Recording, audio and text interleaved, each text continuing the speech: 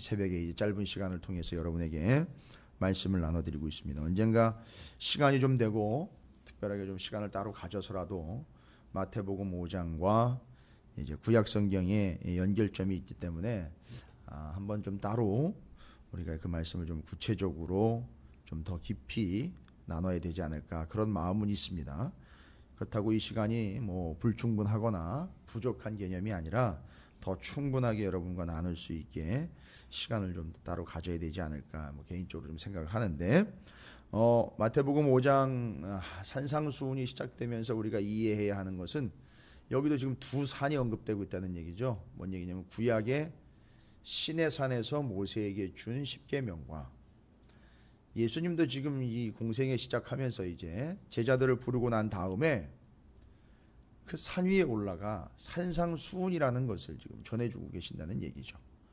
근데 내용상 가만히 보니 이 뒤에 있는 내용들이 바로 10계명에서 언급한 내용들을 다시 언급하고 있는 내용들이 나오더라는 거죠. 살인하지 말라, 간음하지 말라, 도둑질하지 말라, 내 이웃의 것을 탐내지 말라라는 10계명인데 결론은 살인하지 말라, 간음하지 말라, 내 이웃의 것을 도둑질하지 말라, 내 이웃 형제 것을 도둑질하지 말라. 온전한 복음을 전해야지 왜 다른 걸 줘가지고 그 사람들을 엉뚱한 걸 갖게 하느냐, 그리고 왜 복음을 도둑질했느냐, 이런 얘기죠. 그다음에 이웃의 집을 탐내지 말라. 이웃 사랑에 대한 전적인 이야기를 이제 마태복음 5장에서는 43절부터 48절까지 이웃 사랑에 대한 이야기로 마무리를 하고 있습니다. 그러니까 지금 마태복음 5장에 나와 있는 살인하지 말라라는 이 부분서부터 가만히 계명을 보니까 10계명의 앞에 부모 공경까지, 물론 이제 부모 공경은 하나님과 관계가 있다라고 또 말씀드렸습니다. 그 앞에 거는 이미 하나님이 10계명을 선포하실 때 주실 때에 제가 말씀드렸죠. 설명해 주셨어요. 그거는 이래 이렇게 해서 이렇게 해야 되는 거다. 이렇게 되기 때문에 이런 것이다라고 하나님이 하나님과의 관계에 있어서는 하나님이 이미 앞에서 10계명 주실 때 설명을 하셨어요. 근데 아시겠지만 출애굽기 20장에 보면 뒤로 살인하지 말지니라 하고 그 계명까지 갈 때에는 어떤 설명도 달지 않고 쭉 계명만 달아주셨어요. 근데 정말 기가 막히게 그 뒷부분이 이웃과의 관계였는데 그 이웃과의 관계에 대한 살인하지 말지니다라는 계명부터 예수님이 제자들을 부르시고 예수님이 사역을 시작하시면서 제자들 불러놓고 거기부터 산상수훈으로 다시 이야기를 합니다. 앞에 거는 하나님에 관한 하나님과의 관계에 있어서는 하나님이 이미 이야기하셨고 그건 하나님이 알아서 하실 거예요. 솔직히 말하자면 그 앞에 거 다 지킨다는 게 쉽지 않거든요. 여러분 우리가 다 지킨다? 완벽하게 다 지켰다? 우리 가운데 아무도 없습니다. 뭐지요? 마치 아브라함을 재워놓고 당신이 그냥 고개 사이로 쪼갠 고개 사이로 혼자 왔다 갔다 하시면서 너는 못해도 내가 지킨다라는 그 언약 관계를 기억하시면 하나님이 해주시지 않으면 절대, 그러니까 하나님이 받아주시지 않으면 절대 우리는 지킬 수가 없다는 거죠. 그러니까 우리가 해서 뭘 얻어내는 게 아니라 하나님이 받아주심으로 지켰어, 그래, 인정해 주심으로 우리는 지킨 게 되는 거지. 내가 정말 다 지켜가지고 하나님이 와 기가 막히네, 잘 지켰네, 이렇게 되는 게 아니라는 거죠. 그게 앞에 하나님과의 관계의 계명은 이미 10계명에서 이제 설명하셨어요. 근데 뒤에 살인하지 말지니라라는 부분부터는 예수님이 다시 산 위에서 설명을 하십니다. 이유가 뭘까요? 그건 바로 예수님이 하신다는 얘기예요. 어떻게 보면은요, 뒤에 나와 있는 계명들은 뭐 이웃과 형제 이야기 나오고 하는데 진짜 이웃, 진짜 형제가 누구라는 얘기죠? 예수님이라는 얘기예요. 그러니까 예수님에 대한 이야기다라고 보셔도 돼요. 살인하지 말지니라 이 뒷부분은. 왜요? 살인. 의미 없이 습관적으로 도륙하는 거잖아요. 살인하지 마. 습관적으로 의미 없이 짐승 잡아 죽이듯 그렇게 죽이지 마. 예수님 그렇게 잡아 죽이지 말라는 얘기거든요. 이미 한 번에 돌아가셔서 구원을 이루셨는데 맨날 잡아 죽이고 있단 말이에요. 예수를 다시 불신앙으로요. 그런 거 하지 말라는 거죠. 자, 그런 의미로 보면 산상수훈 산 위에서 예수님이 지금 말씀하시고 있는 부분들 뭐 다른 것 아니라는 거죠. 바로 예수님이 어떤 의미이고 어떤 존재인지 이웃과의 관계 속에서 제대로 된 예수를 믿고 구원 얻게 하기 위한 것이 목표지, 단순히 네가 착하게 살고 온전하게 살으라고 주신 계명이 아니라는 겁니다. 잘 보시면 이거 다 감당하기 쉽지 않습니다. 다 지킬 수 없어요. 그러니까 반드시 누가 필요한 거냐 하면 예수님 필요한 거고요. 예수님과의 관계 속에서 그 계명들은 설명이 돼야 되는 거예요. 그러면 그 속에 예수가 담겨 있는 거예요. 자, 그러면 오늘은요 어떤 계명이냐 하면은요, 솔직히 이야기를 드리면 오늘은 계명이 아니에요. 이웃사랑이라는 걸로 완성해내기 위해서 중간에 이 뒤에 살인하지 말지니라부터 이웃사랑에 대한 걸 쭉 이야기할 때 그 본질에 대해서 본질을 설명하고 있는 중간 개념입니다. 양쪽 사이를 중간에 다리 놓아주는, 어떻게 보면 보조 설명이라고 할 수 있어요. 중간 설명이라고 할 수 있습니다. 아, 살인하지 말지니라부터 이웃사랑에 대한 거 이야기할 때 그 의미가 이런 거로구나라는 걸 설명하기 위한 첨가 본문이에요. 그러면 이제 본질을 이해하기 위한 중요한 단락이 될 수 있다는 거죠. 근데 오늘 이야기가 쉽지가 않아요. 이게 그냥 단순히 뭐 왼뺨 오른뺨 이야기 나오고요, 속옷 겉옷 나오고요, 오리 심리 얘기 나오죠. 달라는 것, 구하는 것, 그래서 구하는 것, 꾸는 것, 이렇게 이상하게 짝이 되어서 나오고 있어요. 근데 이것도요 참 본문 자체로만 보면 말이 안 되고 의미가 이상한 것이, 특별히 오늘은 이제 속옷과 겉옷 이야기를 좀 제가 드리려고 그러는데, 그 의미가 이해가 되시면 나머지 부분들은 이제 다 이해가 되실 텐데, 아니 왜 속옷을 달라고 그럽니까? 고발을 해가지고. 여러분 이거 문자 그대로 이야기하기 시작하면 이건 변태 아닙니까? 말이 안 되는 얘기죠. 속옷 달라고 그러고 속옷 뺏어가려고 그러고. 이거 자체로 이야기하는 게 아닙니다. 아니면 지저분하게 자기가 입고 있던 속옷을 남한테 줍니까? 말이 안 되는 얘기죠. 그러니까 구절 자체로는 말이 안 되는 얘기랍니다. 이 단락 그 자체로 그냥 단어 그 자체로 받아들일 수 있다면, 앞에 거는 뭐 오른편 뺨을 치거든 왼편도 돌려대라, 억울한 일 당하면 더 당해라, 뭐 이런 식으로. 그건 또 뭐 억하심정입니까?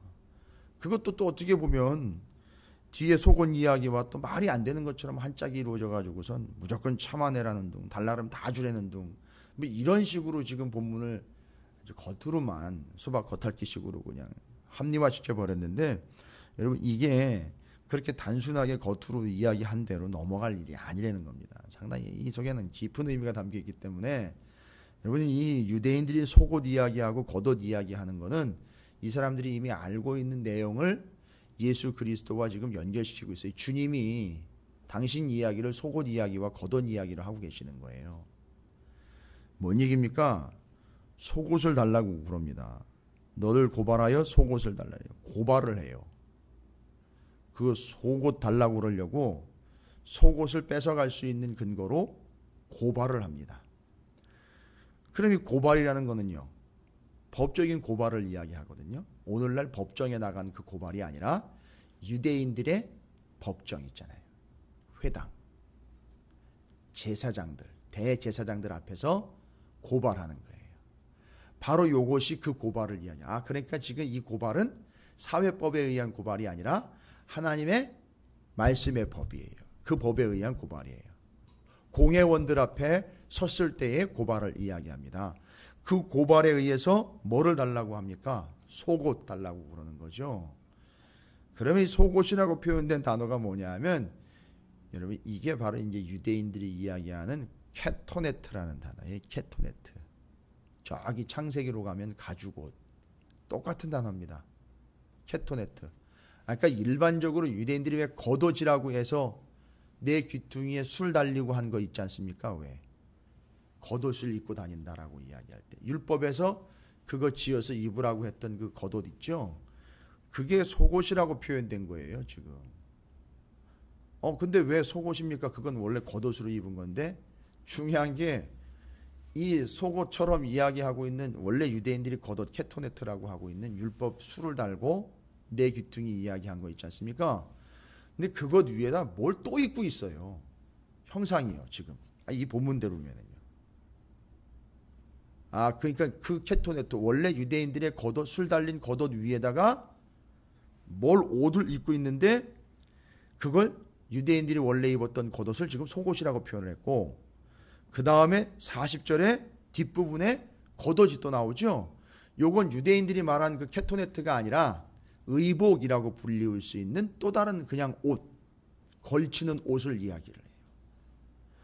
그래서 왜 유대인들은 원래 겉옷이라고 이야기한 게 속옷이 되어버렸느냐 하면 거기다 뭘 더 입어버렸으니까 원래는 겉옷 그것이 뭐가 되어버린 거예요? 겉에다 다른 걸 더 걸쳐 입더니 그게 속에 있는 옷이 되어버린 거예요. 저희 이거 오해 없으시길 바랍니다. 아주 정확하게 이해를 하셔야 돼요. 그래서 유대인의 그 의미, 유대인들이 알고 있는 그 속옷, 겉옷의 개념으로서 지금 말하는데, 예수님은 유대인들이 알고 있는 그 겉옷을 속옷이라고 이야기를 했고, 예수님이 또 그 위에다 뭔가 더 걸치고 있는 겉옷을 의복이라 이래서 그걸 겉옷이라고 얘기를 해버렸어요. 그러다 보니까 옛날 유대인들이 원래부터 입고 왔던 속옷이 뭐가 돼버렸느냐, 겉옷이 속옷이 돼버렸어요. 여러분 헷갈리지 않기를 바랍니다. 예. 그러니까 지금 여러분이 춥다 보면 원래 입고 있던 옷에다가 더 입어버리죠. 그러면 이제 그게 속에 있는 옷이 돼버리잖아요. 원래는 겉에 입었던 것이. 그거 얘기하는 겁니다.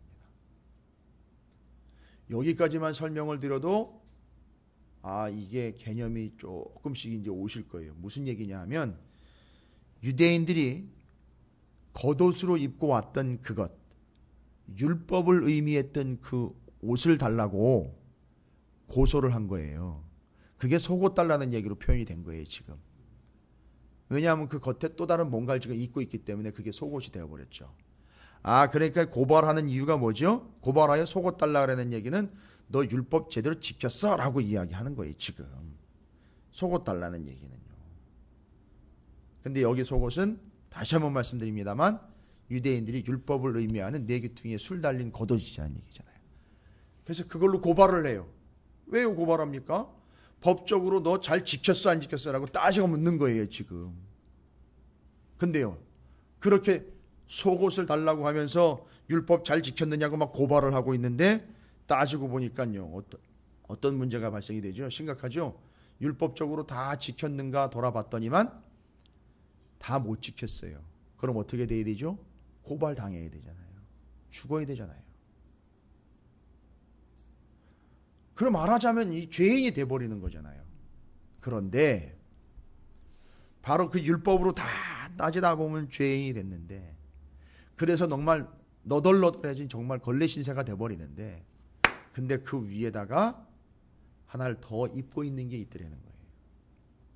세상은요, 유대인들은요, 뭘 따지긴다고요? 예수님 오기 전까지도요, 너 율법 지켰어 안 지켰어라고 계속 따지는 거예요. 너 그거 지켰나 봐봐. 너 그거 제대로 했나 봐봐. 따져보니까 못 지켰어요. 다 죄인 돼버렸죠. 이거 어떻게 합니까? 나는 비참하네요. 결국 나는 이거 제대로 입은 건 줄 알고 입고 있었는데 뭐가 된 거죠? 거의 벗은 거나 마찬가지네요. 창피하네요. 어떻게 할까요? 이거 입어라고 입혀줘야 돼요. 그게 지금 여기 본문에서 말하고 있는 40절의 뒷부분의 겉옷이에요. 근데 그건 유대인들이 입고 왔던 그 겉옷이 아닌 의복이라는 거예요. 성경에서는요, 뒤에 나온 겉옷을 그냥 옷이라고 표현을 해요. 몇 군데서요. 특별히 여러분에게 좀 말씀드릴 때 그 옷 어디에 나와 있느냐 하면 요한계시록 19장에 나와 있어요. 여기 40절 겉옷이라고 표현된 그 단어가 히마티온이라는 단어인데, 그 히마티온이라는 단어가 어디에 똑같이 나오는지 아십니까? 요한계시록 19장 13절 16절에 나와요. 요 겉옷이라고 표현된 히브리어에 히마티온이라는 단어가요. 요한계시록 19장 13절 16절에 이렇게 표현되어 있습니다. 또 그가 피 뿌린 옷을 입었는데 그 이름은 하나님의 말씀이라 칭하더라. 그러니까 그 옷이 뭐라는 거예요? 말씀이라는 거예요. 하나 더 확실한 거는요, 요한계시록 19장 16절에 그 옷과 그 다리에 이름을 쓴 것이 있으니 만왕의 왕이요 만주의 주라 하였더라. 그 옷에 이름이 적혀 있어요. 그 옷 이름이 적혀 있는데 그 옷 이름이 뭐래요? 만왕의 왕 만주의 주, 예수 그리스도라는 얘기예요. 여러분 중요한 겁니다. 정말 무지막지하게 중요한 겁니다. 아, 율법 얼마나 지켰느냐고 너 속옷 내놔봐. 그거 율법으로서 귀퉁이 쓸 달린 그 옷 제대로 관수했나? 제대로 입었나? 제대로 지켰나? 보자 했더니만 죄인임이 드러났어요. 다 지키지 못했습니다. 나는 죄인이네, 나는 죽었네 하는데 그에게, 바로 율법 달라고 하는 그에게, 율법 지켰는지 안 지켰는지 그거 따지고 덤비는 그들에게 그거 줄 뿐만 아니라 그건 나는 부족합니다 할 뿐만 아니라 이제 뭘 줘야 되는 거죠? 말씀, 진리를 줘서, 예수 그리스도를 줘서 구원 얻게 해줘야 된다는 얘기예요. 율법적으로 따져가지고 했느냐 안 했느냐를 가지고 이야기하는 게 아니라 예수 그리스도의 은혜는 뭘 했느냐 안 했느냐 율법적으로 따지는 것이 아니라 전적 하나님의 은혜로 말씀과 진리를 주고 예수를 주는 걸 통해서 구원 얻게 해줘야 되는 게 우리의 도리라는 거예요. 그러니까 앞에 나와 있는 거예요. 눈에는 눈으로 이에는 이로 갚으라는, 내가 피해를 받았으면 내가 피해받은 그대로 보상해 준다가 아니라 그 사람이 구원받도록 해줘야 된다는 걸 이야기하는 거예요. 그냥 무조건 참아내라가 아니라 그렇게 요구하는 사람을 그냥 참아내고 인내하라는 게 아니라 그런 식으로 요구하는 사람을 예수 그리스도를 주어서 구원을 얻게 해줘야 된다는 얘기예요. 이게 본문의 본질이고 의미입니다. 그래서 내가 왔다 이 얘기예요. 예수님이 지금 산상수훈에서 산에서 제자들에게 내가 이렇게 해서 왔고 내가 이런 목적으로 왔기 때문에 너희는 나를 그렇게 줘야 돼. 그러니까 뭘 주라는 얘기죠? 나를 이렇게 겉옷처럼 주라는 얘기예요. 그 사람들한테. 너 얼마나 잘 지켰어? 율법 잘 지켰죠? 따지고 드는 사람들한테 진리의 말씀으로 예수를 주라는 얘기예요. 그래야지 그들이 구원 얻으니까. 상당히 중요한 내용입니다. 그러면 이제 왼뺨 오른뺨 얘기예요. 성경에는 왼뺨 안 나와 있어요. 오른뺨만 나와 있고요. 나머지라고 나와 있어요. 다른 쪽. 그러니까 오른뺨입니다. 여러분 오른뺨. 상대방이 내 오른뺨을 치면은요. 방향상으로 따지면 내 오른뺨을 치면 일반적으로 오른손을 쓰는 사람이 상대방을 치게 되면은요. 왼뺨을 치게 돼 있거든요. 이해가 되십니까? 제가 언젠가 한번 말씀을 드렸어요. 그러니까 오른손을 이렇게 치면 상대방은 왼쪽 뺨이 돼버려요. 반대가 되지 않습니까? 그럼 내가 오른뺨을 맞았어요. 그러면 어떻게 된 걸까요? 상대방이 둘 중 하나죠. 왼손을 쓰든지 오른손을 썼는데 손바닥을 쓰지 않고 손등으로 그냥 이렇게 쳐버린 거예요. 치열하면서. 뭐죠? 이렇게 하는 건요. 정말 대수롭지 않은 거죠. 완전 무시하는 거죠. 외면하는 거죠. 왼손일 경우에는요. 왼손이라는 거는 아예 아니라는 얘기예요. 뭔 얘기입니까? 여기 오른쪽이라고 표현된 이 단어는요. 여러분이 본문과 성경들을 볼 때 오른쪽 왼쪽 이야기 많이 나와요. 근데 성경에 오른쪽이라는 말은 뭘 의미하느냐면 덱시오스라는 헬라어인데 이게 어디서 오냐면 데코마이라는 단어에서 왔어요. 데코마이라는 게 오른쪽이라는 게 그 단어에서, 데코마이라는 말의 뜻이 뭐냐면 영접하다, 받아들이다, 환영하다, 손에 쥐다, 잡다라는 얘기예요. 그러니까 오른쪽은요. 영접하는 쪽이에요. 받아들이는 쪽이라고요. 환영하는 쪽이에요. 잡는 거예요. 목적한 바를 이루는 걸 얘기하는 거예요. 그러니까 지금 이 사람이 오른뺨을 맞았다는 얘기는요. 자기는 오른뺨을 맞았어요. 맞는 사람은요. 오른뺨을 맞았기 때문에 오른뺨으로 환영한 거예요. 받아들인 거예요. 뭔 얘기입니까? 복음을 그대로 받아들인 거예요. 이 사람은 맞는 입장에서는요. 맞았기 때문에 속편한 게 아니라 오른뺨이 자긴 접촉이 된 겁니다. 그러니까 그건 자기는 오른쪽 곧 영접하고 받아들인 거. 아, 주님을 영접하고 받아들였기 때문에 오른뺨 맞을 수 있는 거예요. 그 상대방을 이해하기 때문이 아닙니다. 근데 상대방은요. 오른손을 쓰는데 제대로 쓰지 않고 손등으로 툭 건져버린 말입니다. 그 다음에요. 잘못하면은요. 왼손을 썼기 때문에 이건 상대방이 받아들이지 않았다는 얘기예요. 그럼 어떻게 해야 될까요? 속옷 달라 하는 이에게 겉옷 줘가지고 주님을 받아들이게 해야 되는 거 아닙니까? 그럼 이 사람은요. 뺨을 때리려고 덤비는 사람은요. 오른손 제대로 쓰게 해줘야 되잖아요. 오른손. 오른손을 제대로 쓰게 해줘야 되잖아요. 그래서 오른손을 제대로 써서 어떻게 하라는 얘기죠? 받아들여. 이해가 되시기 바랍니다. 그래서 오른손을 제대로 쓰게 해주려면요. 왼편을 갖다 치기 쉽게 대줘야 되는 거예요. 그건 한쪽 때렸으니까 꼭 참고 나머지 한쪽도 대줘서 상대방의 폐역함이라도 받아주라는 얘기가 아니라 오른쪽을 제대로 써서 받아들이고 영접하게 해주라는 얘기인 거예요. 그러니까 왼뼘 돌려대라는 얘기는 무조건 참고 이를 악물고 그 사람 받아들이가 아니라 그 사람이 주님을 영접할 수 있도록 해주라는 얘기예요. 그러면 오리 심리 얘기 똑같은 거예요.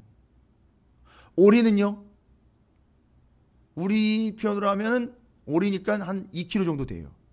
걸음수로 1000보가 나와요. 1000.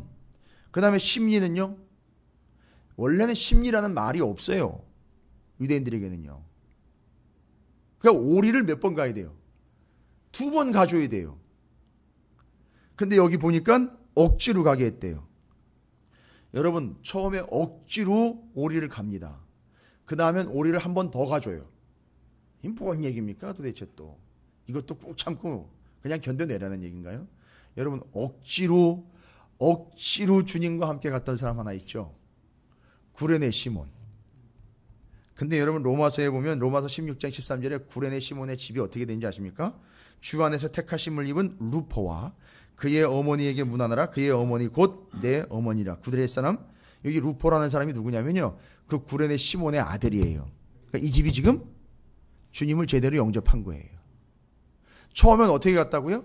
억지로 십자가를 대신 지고 갔어요. 근데 나중에는요, 주님과 지금 어떻게 해주고 있죠? 동행하고 있는 거예요. 이렇게 해주라는 얘기예요. 억지로 오리 이야기할 때 심리, 오리를 더 가는 거예요. 처음엔 억지로 동행하다 갔는데 나머지 오리를 가면서 어떻게 됐죠?